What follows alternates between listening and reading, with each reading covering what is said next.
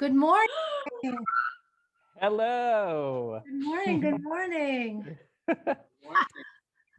Hello. Let me see all your beautiful faces. Get a face. We are all spread out. I see that. Um, See that. so hopefully you can get to see everybody and get introduced to them here in just a second. Thank you for joining us. Oh, looking forward to it. What a nice change of pace to be with, non-present pastors, right? Like that's we work with a lot of leaders and leaders of leaders. So, but my heart is so open to Gen Z and millennials. So here we are. Here we are. How many are on? So I'm going to change. How many folks are on? I believe it's 12 of our fellows. 2 of them are not able to be here because they were traveling, had other things going on. And then the 3 of us who are on staff. My wife might join us here in a little bit too. So we'll see. Okay, great. Excellent. Yes. I'm trying to, let me just take a minute and see everybody's names. Yes. Caitlin, Carter, and who's the third name? Aaron. Aaron? Yeah. Okay, as we say in New York and New Jersey, Aaron. Okay. Emily and Nina. Josh and Aaron. How do you say your name? Ajwa. Ajwa. Love it. Ajwa. Okay. Another, you got 2 Aarons, Josh and Aaron. Okay. Christy and Cody. And Ross, the surf coach. That's right. Yes.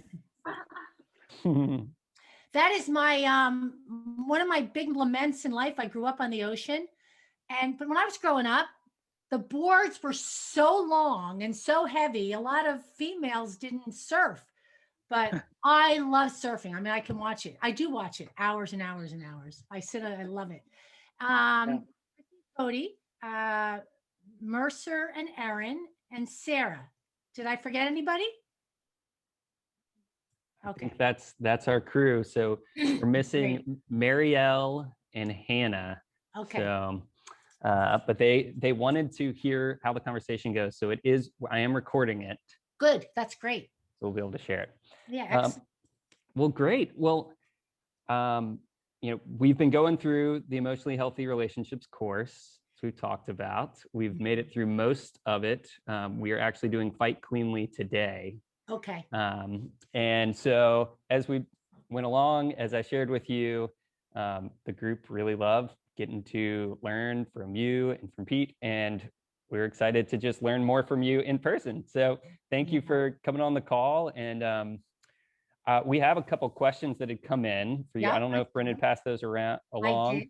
I did. But maybe if you wanted to start off just by telling us kind of what is it that excites you about this type of work, the Emotionally Healthy project that obviously you and Pete have been working on.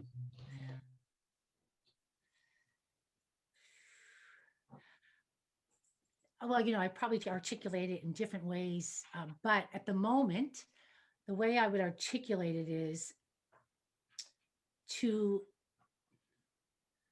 live a life of fullness, wholeness, I think is holding together, knowing God, knowing self, and knowing neighbor, or loving God, loving self, and loving neighbor.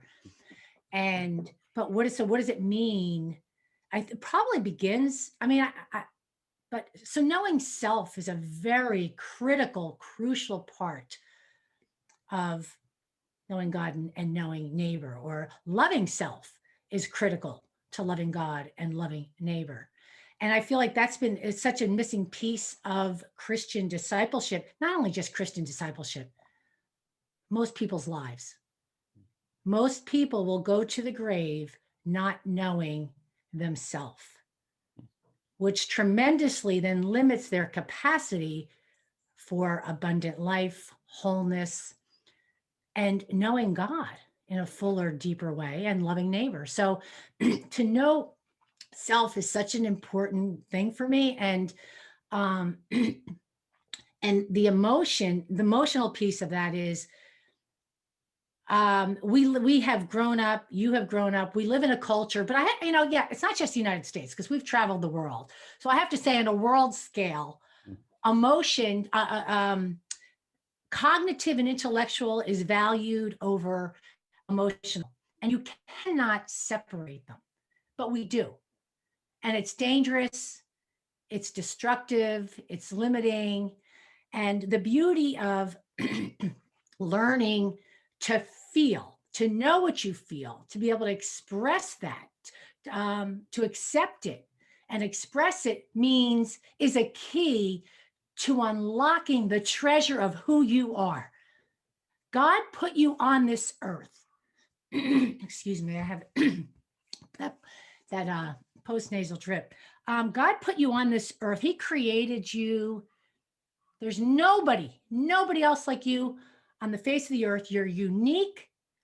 And if you don't live your life, your one unique life, nobody else can live it for you. One of the keys to living that life is unlocking your emotions. Because once you unlock your emotions, you have unlocked the treasure chest of who you are. And when you unlock the treasure chest of who you are getting closer to knowing who God is. So they're indispensably connected. And so anyway, this is part of my passion. Now, secondarily is we've got to get leaders healthy, because we do not need to be perpetuating and reproducing unhealthy groups, unhealthy organizations, and unhealthy churches. But as goes the leader, so goes the organization, the business, the church, the denomination.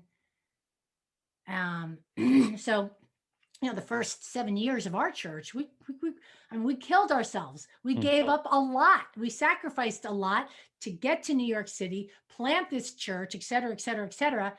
And we did it on a small group model. And yet all we were doing really was multiplying unhealthy small groups. And so, yeah, my goal, our goal is to help bring people to wholeness. I mean, that's what salvation is. Salvation is much more than saying a sinner's prayer. Salvation is mental, physical, spiritual, and emotional wholeness. And so, yeah, we want to bring people to wholeness and to freedom. So that's a big answer. That's a great answer. And I would say that your heart for all those things really does come through in the videos and the writings that we've gotten to review. So can I just say, and on a microscopic level? Yeah. I mean, since the family is the foundation of the world and society, right? A family unit is if I can change me, and I can change or change me, whether I'm single or change a marriage, I'm potentially changing generations. And that's what we've seen. When we are changing families, it is so exciting because we are now changing generations.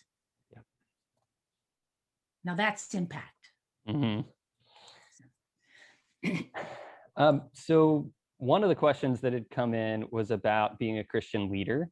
Yes. And being a well-known Christian leader, you obviously have a position that has a lot of influence. And so how have you navigated that, protected parts of you so that your leadership is healthy, like you're describing?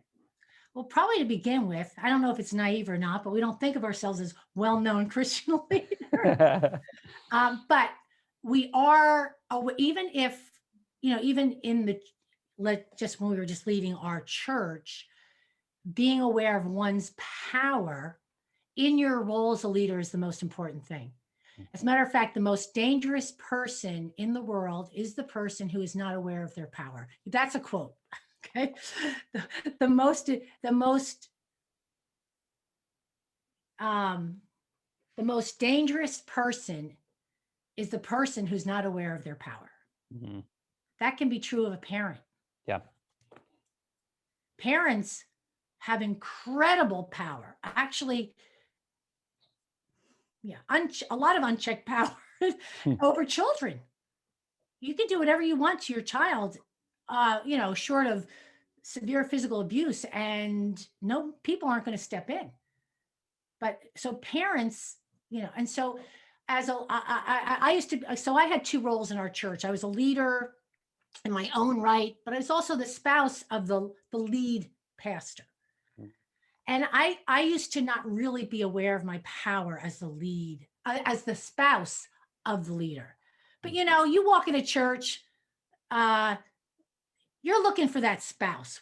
Who is that person, Mm. and what are they like? And so, but anyway, I think, and that was naive of me, because people will look at you differently when you're the leader, or you're the leader's spouse, or you're the leader's child, or you're the leader's mother-in-law. Mm. They will look at you and treat you differently. There are, and so the one thing is to be aware that I do have power. What I do say matters. What I do matters to people, because people in their human nature are projecting onto me false images. As a leader, people are projecting onto me, I'm better than I am, I'm smarter than I am, I'm more good looking than I am. I mean, they're just projecting onto you. And so you want to be aware of the illusions Mm. as well.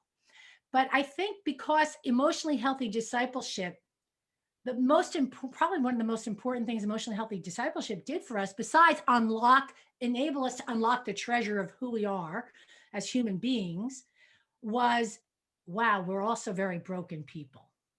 We got very in touch with our brokenness. Mhm. As John Legend says, our perfect imperfections, Mhm. So we were really getting in touch with our shadow, our flaws, our brokenness was both extremely humbling and also extremely liberating. Hmm. When you can admit you're broken, the first thing we do now as leaders is, we don't let people, we don't let people put us on pedestals. We're not, but that doesn't mean you still can't be, you have to be aware of your power. Yeah. You have to be aware of how you are, yeah, how other people are projecting onto you. So, and we're also aware that platforms, power, money, sizes of church or organizations, or how many books you've sold, those do not make for wholeness or happiness. Hmm. Living your one unique life, being who God called you to be, um, being continually on the road of transformation. And Pete and I will not, we're continually being transformed. We're continually being mentored. It Hmm. doesn't end. And I'm not the same person I was a year ago, Hmm.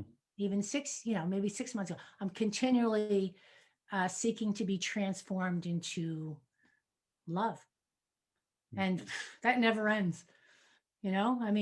This season of our life, our 60s, brings a whole different set of challenges than when you're in your 20s.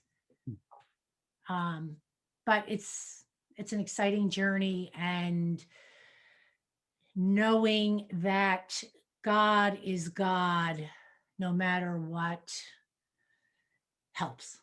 Mhm. So Great. yeah.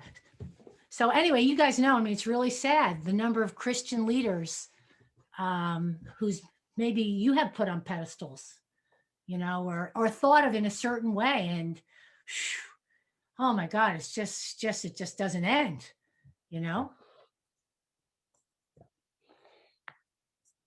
Carter, did you want to add anything to that question that you had originally sent in? I know that was kind of part of it, but anything you want to add in?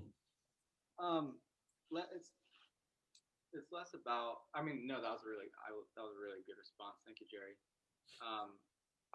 So one thing that I think about a lot is just there's a way I think we can be healthy emotionally, but also neglect like that secret place with the Lord. So my question for you is how have you I guess maintained that as well as, or is it one and the same? Is the secret place with the Lord that you found part of emotional health? How do those kind of Why don't you, how else would you say that secret place of the Lord? just like your time with God, like Oh. alone? Or Yeah, I mean, they're never, yeah, they're inseparable for me. Uh, that I don't think you can be spiritually mature, right? That's our thesis, while remaining emotionally immature. Now, I mean, yeah. So, because in my time with God, I'm bringing all of me. You know, I love the prayer. I don't know if who is Merton, Thomas Merton said, "May the real me be praying to the real God." So you can easily go to God, so to speak, and not be bringing the real you. So it's really important to be. But then again, I don't think, um, if spirituality is anything, it's reality. When you're not in reality, I don't think you're in spirituality. Amen. Mm-hmm.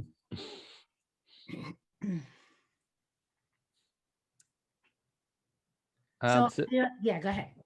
I was just gonna say, you have a couple of the questions that were asked. I don't know if you want to pick one of those to go with, and then maybe we can open it up to the group if they have any other questions that have come up that they'd want to. Yeah, and either way, I mean, it's sure. But if any, address, I can, respond to some of the questions. Sure. But if a lot of you didn't send in questions, and if there's something pressing that now you're aware of that you want to ask, just, raise your hand. Hopefully Jay will see it. I don't see all comments and stuff. So just jump in anytime because, the questions you may have had on your mind last week might not even be relevant anymore. So, but just a thing about the ladder. What if we can't do the ladder in one sitting? The ladder is not meant to be done in one sitting. Especially, I think you have like 4 minutes to fill it out. In the class. I mean, and then you have to, and then you get with a partner and kind of go through it. But the ladder is really, again, it's not about conflict resolution at all. It's a tool to help you process what's going inside of you, your thoughts and your feelings. What are you thinking? What are you feeling? What are you thinking and feeling about what you're thinking and feeling? It's a really, really, really important tool to get at your heart and soul and your mind. Like, don't ever separate those. Whenever you're thinking, then you got to think about, well, what do I think and feel about what I'm thinking? You always want to let you sink your thoughts down into your heart. They're never meant to be separate. And so, one of the things, one of the way I biblically think about the ladder is that it's a great tool to get the log out of your eye, to get the speck out of your neighbor's. And so I actually just did the ladder with someone for 2 full months. I mentored them in their ladder. They had an issue. We went through it every week for 2 months for about an hour and a half. That's how deep the ladder can be. And so usually, and many times, the issue you start out with isn't even the issue. So write the issue down, come back to it. No, that's not it. When I've done and do ladders, it takes me days, and I have to come back to it 3-4 times to really get to the issue. But if you can do that, if you can work on your ladder and the issue and then bounce it off somebody else, it's an amazing tool for deep reflection, which is key to the Christian life. So key to a healthy, mature Christian life. I without reflection, I don't think you can grow into spiritual maturity either. So, um, okay, is that okay? Good. All right. Anybody have any other questions about the ladder? No. Okay. What if, yeah, what if we just find it difficult to see the faults within us? How can we then be able to, I guess, I think like how you phrased it, take the log out of your eye before you go to the speck. Like, how would you be able to do that if you can't even admit to yourself that the issue is an issue? Right. Well, find somebody you feel safe with, and they probably can tell you.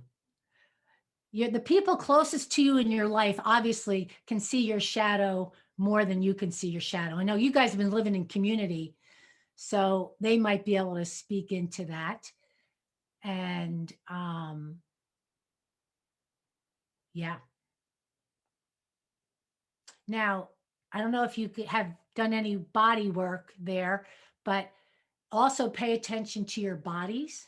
Extremely important. Body holds the truth. The body doesn't lie, and the body knows before your mind what you're feeling. So you all of a sudden felt that twinge in your stomach. What was that about? You felt that tightening in your chest. What is that about? You got a terrible headache. What's that about? My shoulders are all tight. What's that about?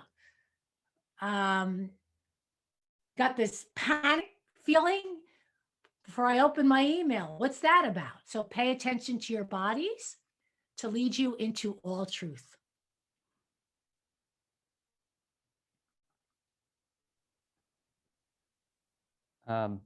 So there was one other question that came in specifically about fighting cleanly. Okay.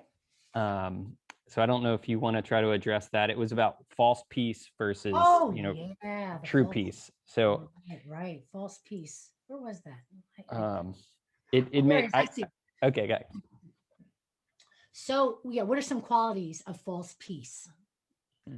Why don't I hear from you guys first? What do you think some qualities of false peace are? Just call one out. Call it out. You have to unmic, you have to unmute yourself. Simple solution. Say it out, Jay. What did he say? I think he's simple solution. a simple solution. Okay.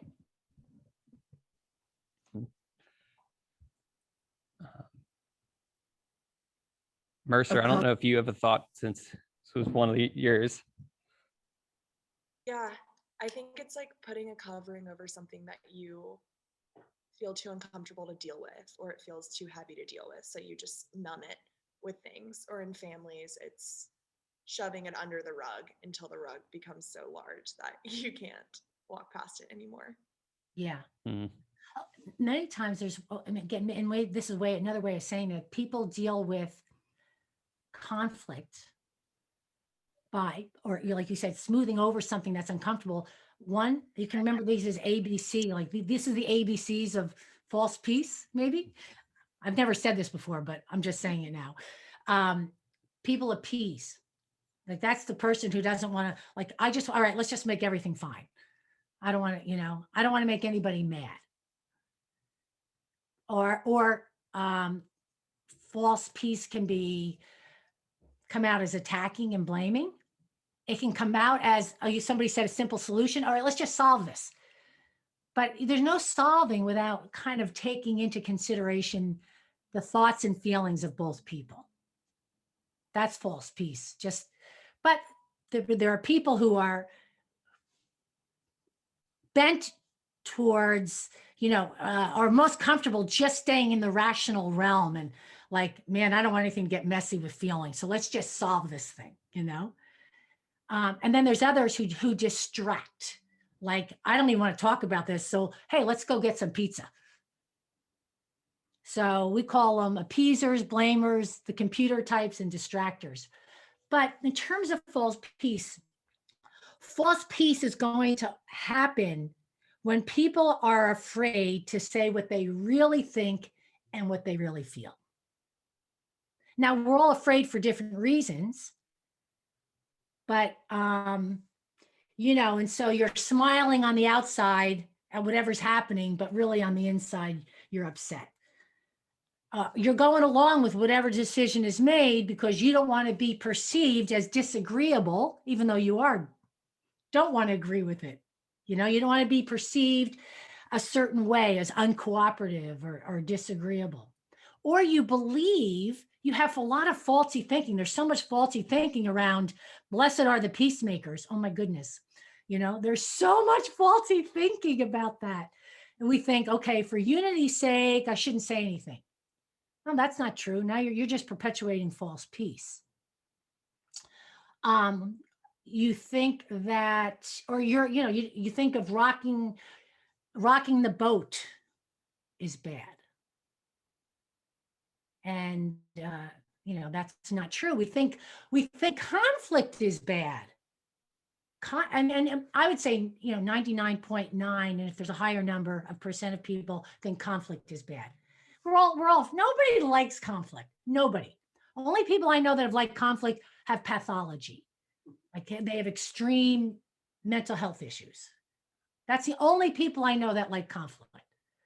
Okay. But if conflict isn't the enemy, it's knowing, being afraid of conflict. We were afraid of conflict because we never learned how to deal with our differences. So I grew up in a family where differences felt dangerous. Disagreement felt dangerous, I mean, a Republican and a Democrat in the House over a fiery election, or if you disagreed with my mother, you kind of you got backlash. It's like, okay, you don't want to disagree. So one of my leadership learning curves was learning how to not be afraid of disagreement. You can't be a leader. You have to learn how to deal with difference. So respecting differences is huge as a human being, and then especially as a leader. Learning how to respect differences. And if you will begin to respect yourself, then you can begin to respect the other better as well. And so what does true peace look like? Well, true peace looks like this. I get to tell you what I think and feel. And then I will invite you to do the same. And then we can negotiate our differences. True peace means we're free from grudges, resentments, and we accept and negotiate differences. It's not mind reading. It's not making assumptions, and it's clarifying expectations. That's why all those skills are huge, and I hope you're using them. I hope, because emotionally healthy discipleship is about changing the culture. But to change culture, you got to change language. Usually, you got to change language. Hey, I'm puzzled, or I wonder, or I noticed, and I prefer. Mm-hmm. Or hey, can I check out an assumption I think you have of me? Et cetera, et cetera. So these are all the skills can be all used to be able to say what you think and feel in a safe way, and then invite the others. The tools are so wonderful because for the first time, people have actual handles to kind of say things that they didn't know how to say before. Mm-hmm. And so in the beginning, they usually feel pretty awkward. But I always say, if they feel weird and they feel awkward, good. Because now you're changing. That means you're doing something different. You don't have to use them verbatim. All right, if you don't like the word puzzle, then say, I wonder, or whatever word works. But the concept, it's the concept is we don't read people's mind. That's sorcery. Okay. That's great. We do have another question.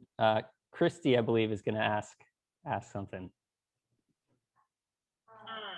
You touched a little bit on the beginning about the importance of family, and I feel like we've in our group talked about kind of where our families come from and how we are affected by that.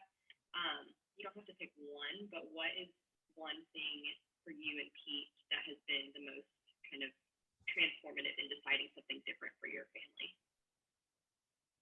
versus your family of origin?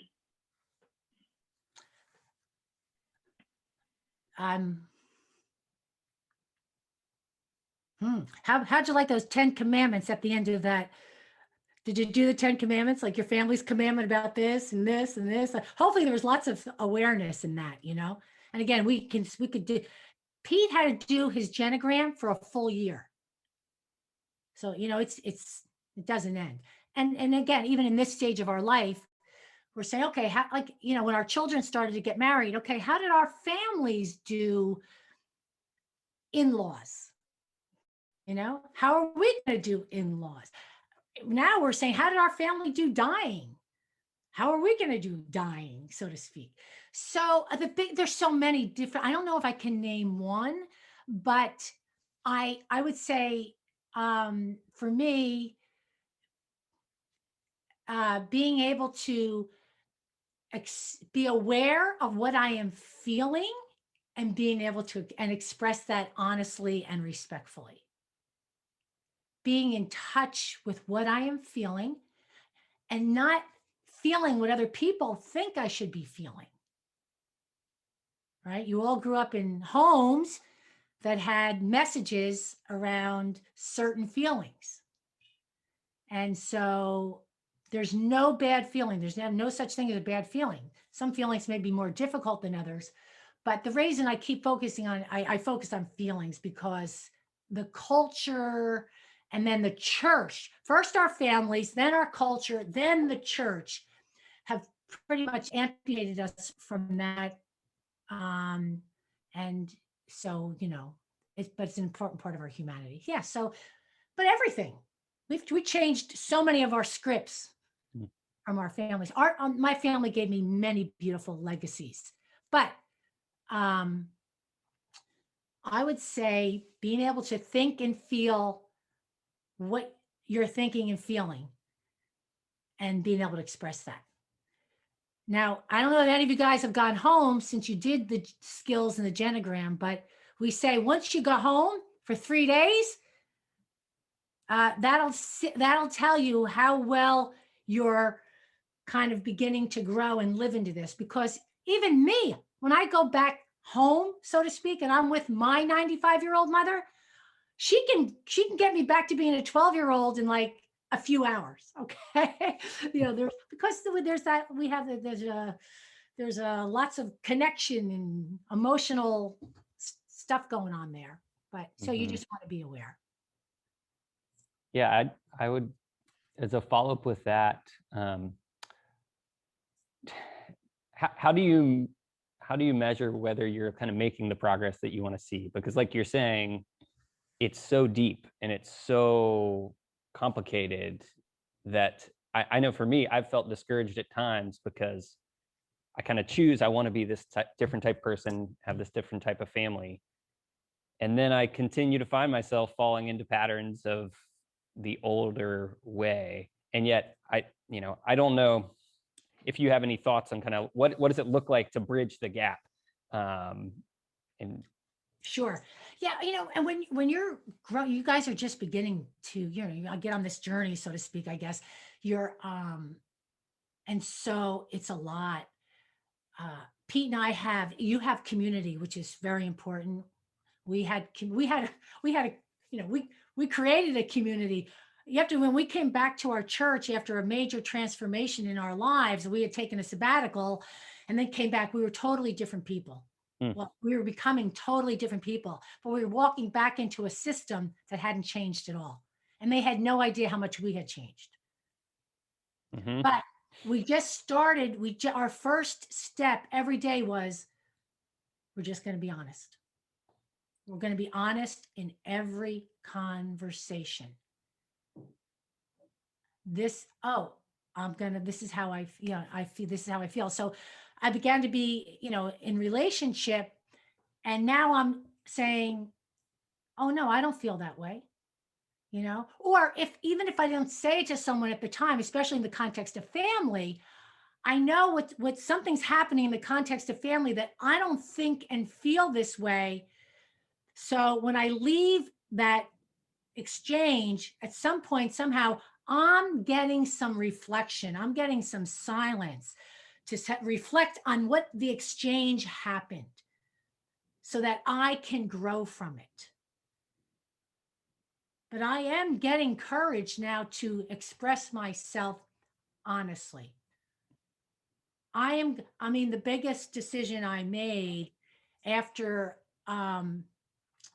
I was born again, really, and discovering my whole interior self that I didn't even know existed before this journey. My thoughts and feelings, and as such an important part of, my iceberg, so to speak. So I decided I would get up in the morning and I'd say, okay, God, I am gonna test your love for me, because to begin to be honest in every conversation was scary. It took a lot of courage. And you tell me I don't have to do anything to prove my worth, that I am already fully, of worth and value, period. There's nothing you have to do to prove your worth. Most people live to prove their worth, but you don't. You already are. And so I'm going to walk out and be truthful, because I don't have to prove to that person I am lovable or spiritual or great or good or whatever. And I began doing that, and I found out I didn't die. I mean, I can remember I didn't die. I can remember getting in those conversations, and now I'm, you're in these relationships that you've been in, but now you're beginning to be different. You're not silent. You're speaking up when you disagree. You're saying what you think and feel, and people are like, oh, they're a little taken aback by this kind of new you, or this different you. But the beauty was, rather than people being put off by it, we were unleashing license for them now to be honest back. See, now I'm being honest, and now you can be honest. And of course, the skills. The skills are indispensable. We were learning. We were speaking clearly, truthfully, respectfully, timely. Listening. We were listening incarnationally. It wasn't scary. I mean, it was scary, but the liberating part of it, the freedom part of it, trumped the scary part.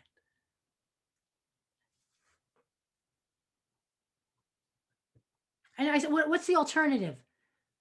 What's the alternative to not living in truth? To keep going on feeling stuck, miserable, depressed, pretending? I refuse to live in a pretend context. Pretending everything is fine when it's not. And now, again, you may need help. We needed help. We needed counselors, therapists to help us. So if you're stuck, if you're on this and you're stuck, hey, you guys got great community, you've got mentors, and you may need, a therapist, a good therapist who's a doctor of the soul.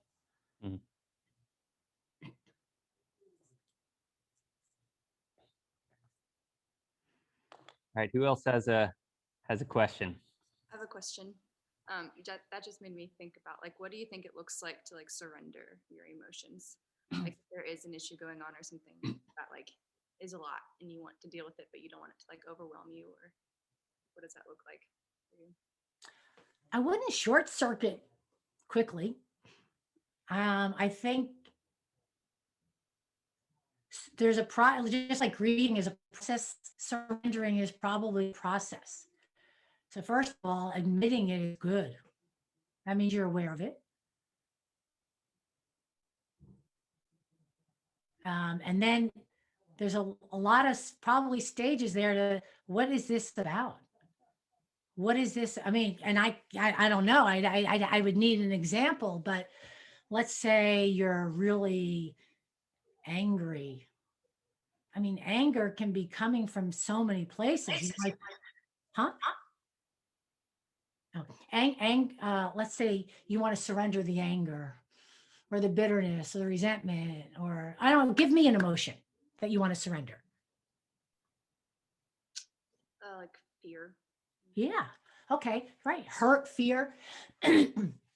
For people who, yeah, for fear, such a beautiful emotion. And there's many ways that God wants to come to you through that fear and meet you. So don't go surrendering it too quickly. Sit and like, where is this coming? There's another level of admitting it's where it's coming from, because fear can be coming from fear on fear, like this is, or I'm in real danger, or fear of how I'll be perceived, or fear I'm going to lose something, or fear. I mean, so you got to get underneath the fear, and then you got to get under those things. So anyway, there's a process that you must sit in and reflect on, because everything has layers. Psalmist said, we are deep waters. A human being is deep waters. And so not really, very little can be rushed in terms of reflection. You got to sit in it and keep, and then, again, you probably get stuck. And then someone who's further along than you, they can help you get unstuck and ask questions to help you, because they're not you. I would be careful of anybody giving you quick answers.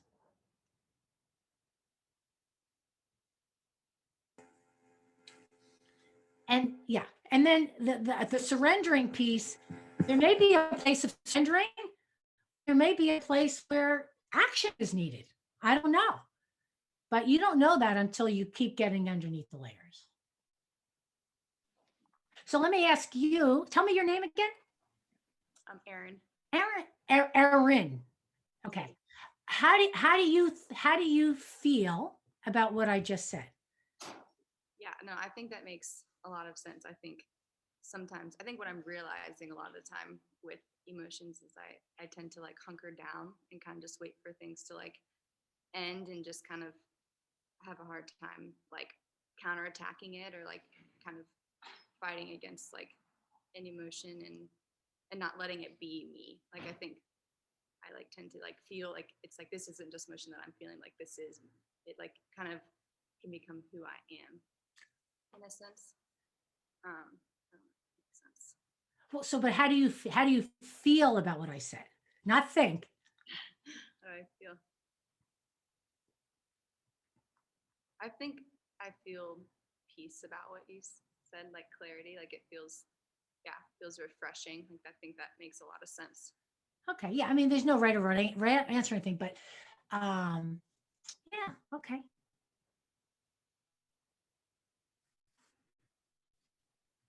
Thank you. Thank you. That's a great question. Yeah. Thank you for answering that. Yeah, they're all great questions. I have a question kind of along those lines.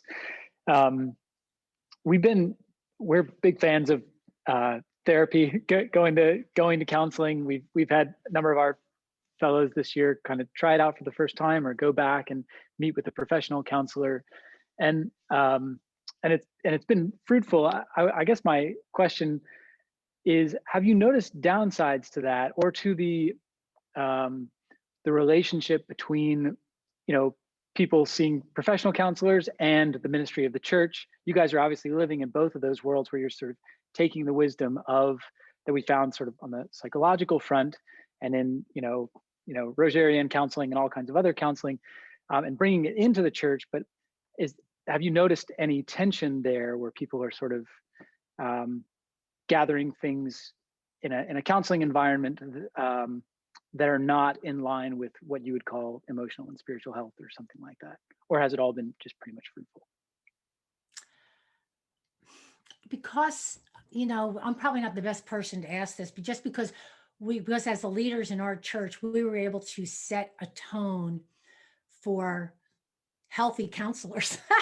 You know what I mean? Healthy, because there's a lot of bad therapists. I mean, we have a trillion therapists, right, in New York City, trillion. Right. And yet we were bringing somebody in from Lancaster, Pennsylvania, that area, because of his specialty. And he was coming in once every several weeks, and was required of our staff to, he was providing a piece to the spiritual formation that we couldn't provide, or he could provide more deeply, so to speak. So, but I could certainly see that happening, Ross, you know what I mean? Where there could be problems, but yeah, so I guess you want to, as a leaders in the church, I mean, just like cults can come into a church. So it's just as leaders, we want to be aware of who are influencing our people, I guess, kind of a thing. I don't know. Avoid bad therapists. It's so hard, finding a good therapist isn't easy. It's not. And so that's why recommendations are so amazing. If you can get recommendations, but I'm constantly, not constantly, but regularly, I'm doing work to find a good therapist for somebody out in Colorado, or somebody in, Florida. They're asking us, hey, is there someone that you can refer us to? Because you can waste a lot of time and energy and money. And sometimes, though, you can be with a therapist that's good for that season, but then you need a different one for a different season, Right. Yeah. But usually most therapists in the EFT world, are you guys familiar with emotionally focused therapy? No. They're really good for relationships. But again, they even that's like level 1 EFT, level 2 EFT, level 3. I always go for like the supervisor of the therapists, So yeah, but you get to interview whenever you're looking for a therapist or counselor, you are hiring them. So we actually have a paper that we give people to questions to ask. Because to find a good therapist, things like, well, this is what I'm dealing with. Have you dealt with this in the past with clients? How have you dealt with that, etc. That's good. So yeah, remember, you're hiring them. They work for you, right? So you get to ask questions and etc. That's good. Thanks. Yeah. I have a question Yes. about the 2 minutes before and after Okay. with the daily readings. Yes. Yeah. It's basically recommendations questions. I have troubles, like a really hard time, just being quiet and like being able to prepare myself for like the You day. guys getting feedback? Right now I'm getting feedback. I don't know if that's me or Ajwa. Just maybe my computer, but yeah, I have a really hard time like just quieting my mind or just being still before the Lord before reading the devotional, and so it becomes just very hard to like focus on what the devotional is saying. So I often have to read it twice. And it also happened when I read Emotionally Healthy Spirituality 2 years ago. And so essentially, like, what would you recommend to help? Like, do it longer, do it shorter? Because I'm like good for 30 seconds. And then after the 30 seconds, my mind starts thinking of everything that like I shouldn't be thinking of. And so, yeah, just what would you recommend? Yeah. Thank you for that. It's really important to be able to grow in your silence and your capacity for silence, because I believe that one of God's primary language is silence. You don't want to miss him, in that primary language. So I think starting with shorter is good. Absolutely. The 30 seconds is great. And just starting with, taking that deep breath, and again, taking a deep breath, because that can, even taking a deep breath physiologically moves you into a different space. And then the second thing, being aware of your body, because you might be sitting there like this, like you don't even realize how much tension is in your body. So then do a little body scan. I just like think about, okay, how is my body? Like right now, are my shoulders tight? Am I tapping my leg? Am I tapping my foot? And so kind of allow next thing is just let your body relax, become aware of that. And then say, I'm going to take a 30-second vacation. I'm going to just take a 30-second vacation from thinking about anything or being responsible for anything or anybody. So just even learning how to just relax. I would start with there. And then you might start with the noise that's going on inside of you. So obviously you can be in silence, experience, but having all this interior noise going on. And so even in the next 30 seconds, you can say, okay, what is going on inside of me? Oh, I'm upset about this. Okay, I'm just going to let it go for now. Or I'm thinking about this. I'm worried about this. Okay, let that go. So kind of being aware of what is like, don't try and suppress your thoughts. Just, okay, what is going on up there? And then give yourself permission to let it go rather than just pretending you're not thinking about all those things. Another thing that seems helpful to people is when you if you can begin to settle down into the silence after you've let your body relaxed and you're aware of your breathing and you're taking a 30-second vacation, letting go of the thoughts. If a thought comes, as thoughts are coming, just imagine yourself in a rowboat or a canoe, and you're in the water going downstream, and these things are passing you.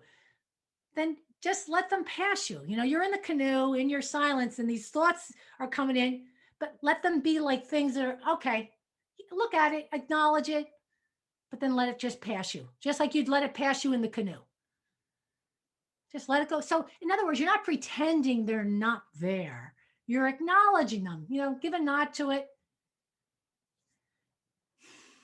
And then go back to begin to rest in the silence. But it is a practice.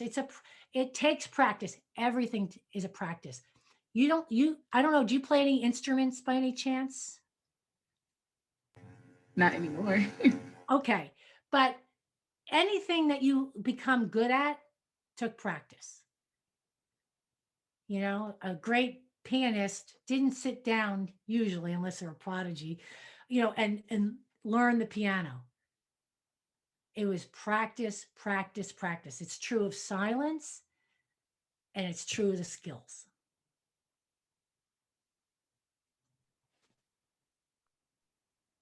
We have a question. I think everyone is wanting to know this, but how did you know that Pete was the one? Oh, okay. Does everybody want to know that? Because she just made a big assumption. Yeah. We do. Oh, how did I know Pete was the one? What's really funny is, I filmed, we were friends for 8 years, and then we fell madly in love. We were good friends. We both came to Christ around the same time. We grew up spiritually together. And then we fell madly in love. And how did I know he was the one? Well, again, after 8 years. So what happened was we were very good friends. On a level though, we had a much more developed spiritual relationship. Our emotional relationship was limited because we were limited emotionally. Of course, we didn't find that till 8 years after we were married. Hopefully you guys are painfully discovering this at this stage of your life, which is amazing. I'm just amazing. Painfully. Painfully? Painfully. Yeah, but I'm telling you, your generation, you are going to be the lighthouses, you guys. You are going to be the lighthouses just by being who you are, if you will grow in this. It's huge. So I we were very good friends, and I said to him, I was going to go overseas for 2 years to Thailand to do some mission work, and he said to me, because he was beginning to be, I guess, interested beyond friendship, and I had been interested beyond friendship earlier, but he wasn't ready. And so, to make a long story short, I wasn't necessarily looking at him like that anymore, but he um he had been massively busy before he went to seminary. We were on intervarsity staff, and he was going 24/7. He didn't have time to think about relationships.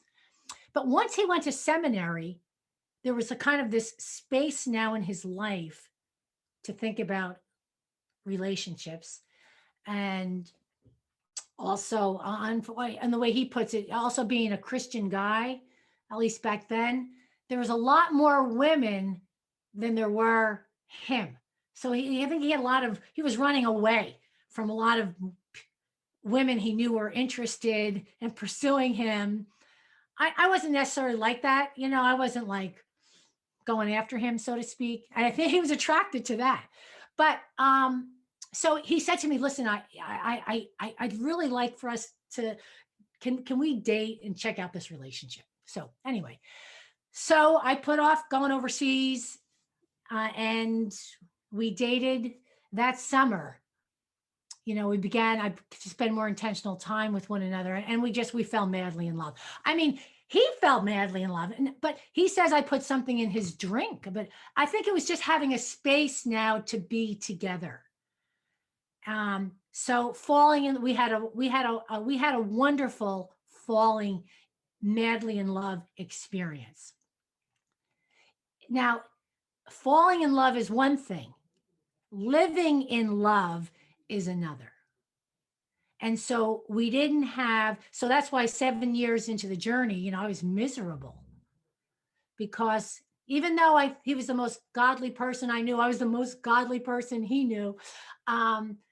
We didn't have the emotional peace for salvation, for wholeness, for a happy, abundant life, marriage, etc. So, loving God, I'm telling you, it is not enough, so to speak. Because loving God, what does it mean to love God? Yeah, so I do think you need minimally 4 seasons with a person. I think 8 seasons, winter, spring, summer, fall, because it takes time to know all the angles of a person and all the contexts. And so we knew each other for many years, then we fell madly in love and just knew each other was the one. But I'm telling you, we needed a lot more to stay in love.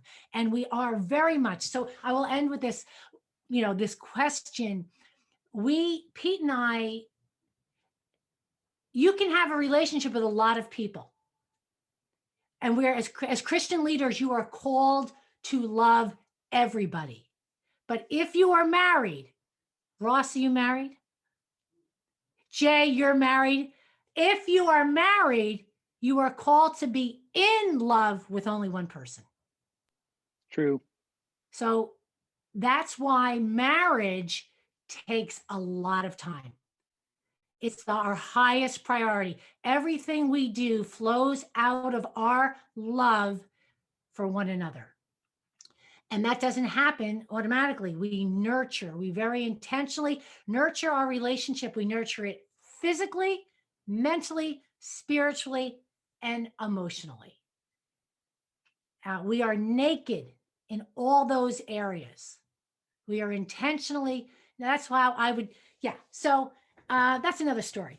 But anyway, intentional nurturing and it's falling in love, and then having the skills to live in love and live in passion. We say, God didn't trick you to fall in love and then say, okay, now live like roommates. But to live in love passionately.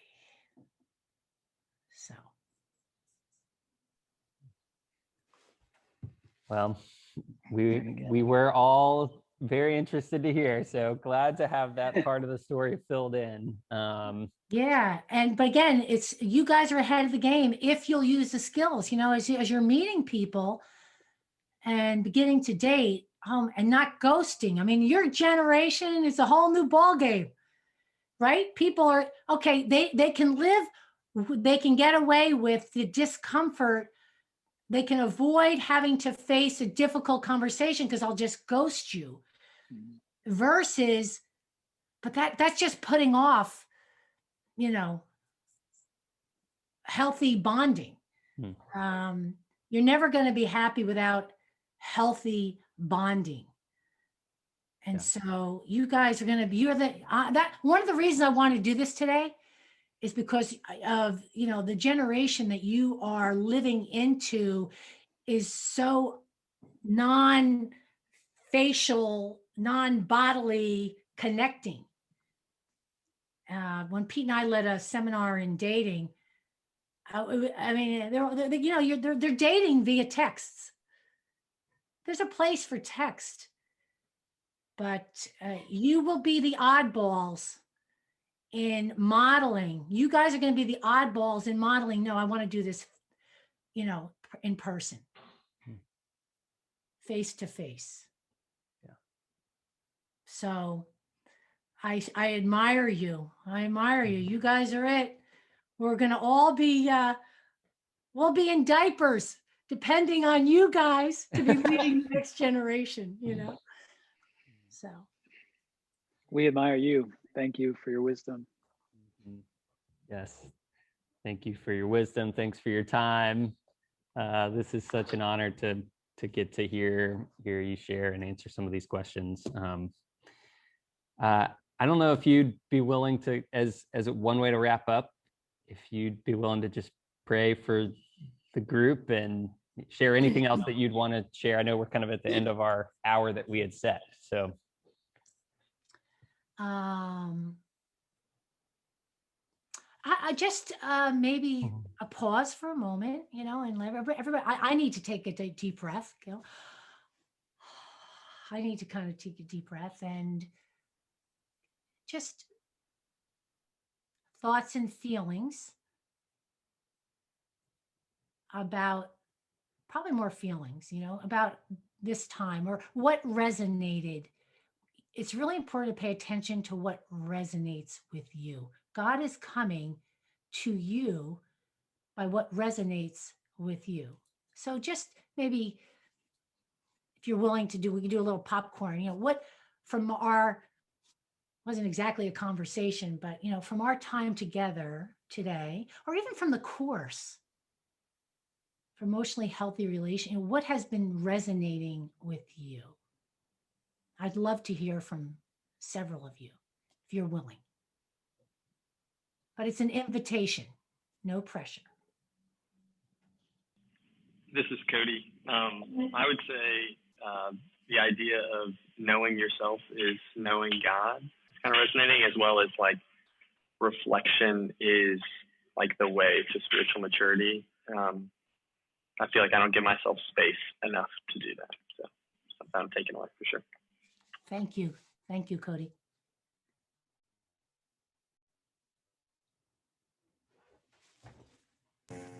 I think the biggest takeaway that I got out of this was you can state an issue without trying to resolve it right then and there.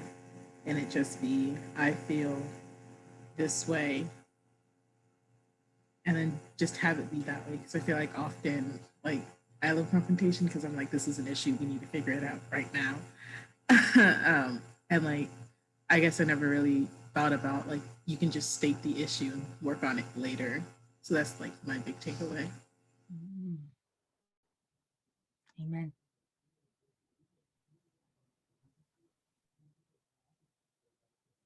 I love so much hearing you talk about how our emotions and our body have agency, and like those two things connect us to the Lord. Because I just think we all need to hear it. And I think maybe women have a more natural gifting towards that, but to hear like you say that that's just as important as logic. Like, I couldn't agree more, but it just feels good for somebody to say that outside of myself.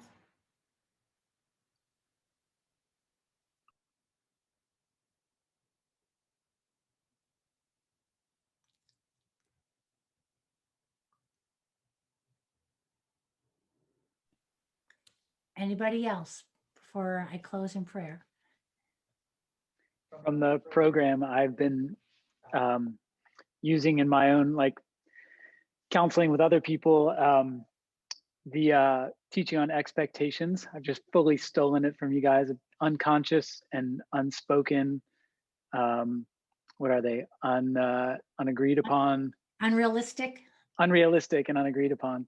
Yeah, that's been super helpful, especially in like marriage counseling, pre-marriage counseling, just talking about trying to bring together totally different expectations that you haven't articulated, you might not even be a bit, aware of, and certainly haven't agreed upon. But in any relationship, that's just been hugely helpful already to me. So I know. It's so simple and yet a game changer. oh yeah. Geri, I really love the idea of getting up each morning and making it your directive to test God's love for you that day, whatever it is, that you're going to hold to that and actually not just like believe it, but actually that you're going to see it if it actually holds up. So that's a really good word. Mhm.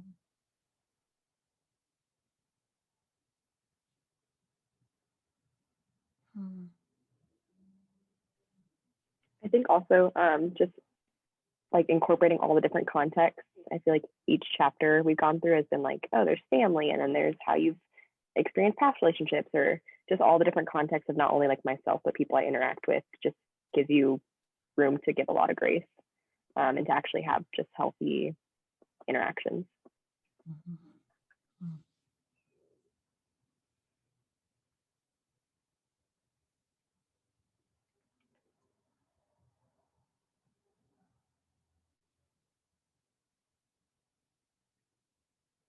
Okay, then thank you.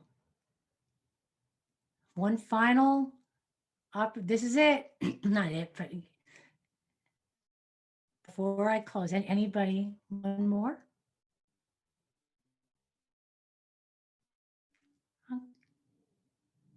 Okay.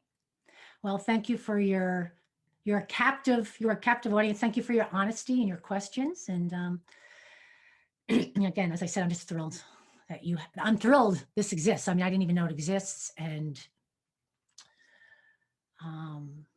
so grateful for Jay and Ross being available to lead and deposit into you, because we all need mentors. We all need mentors at every stage of life. And so let's pray.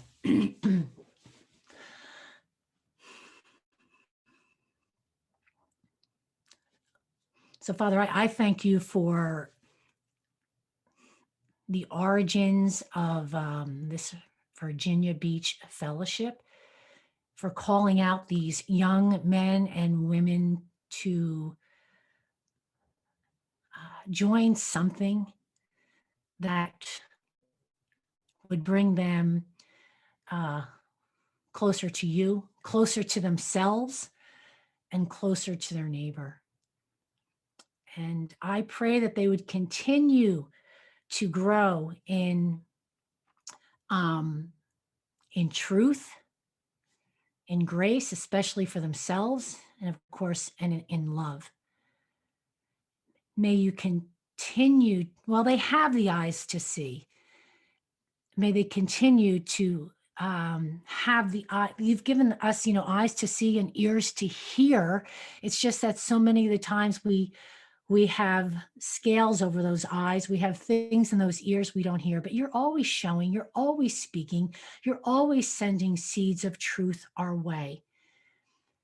And so I pray that you would enable them to do what they have to do, whether it's silence, reflection, journal, be whatever they need to be or do to be in places of greater capacity to recognize your voice.